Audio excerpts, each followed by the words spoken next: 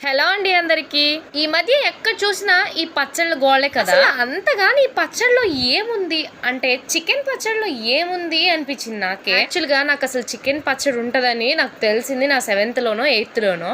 అప్పుడు టేస్ట్ చేద్దాం అనుకున్నాను, బట్ అప్పటి నుంచి నేను చేయలేకపోయాను. ఎందుకు అని అడగకండి, నాకు తెలీదు, ఎందుకో తెలీదు. ఆ తర్వాత మా వారితో నాకు పెళ్లి చూపులు అయినాయి. ఆ ఈవినింగే మా అన్నయ్య చికెన్ పచ్చడి అయితే పెట్టాడు. నాకు ఎలా గుర్తు అంటే మా వారిని పెళ్లి చూపులు చూసినప్పుడే నాకు గుర్తు అదే చికెన్ పచ్చడి తినడం ఫస్ట్ టైం అని. మా అన్నయ్యకి కూడా ఎప్పుడు చేయలేదు, అదే ఫస్ట్ టైం చికెన్ పచ్చడి చేశాడు అనమాట. యాక్చువల్ గా అప్పుడు ట్రెండ్ అయింది ఈ చికెన్ పచ్చడి, నాకు తెలిసి 2021 లో. అన్నయ్య ప్రాసెస్ మొత్తం యూట్యూబ్ లో చూసి చేశారు.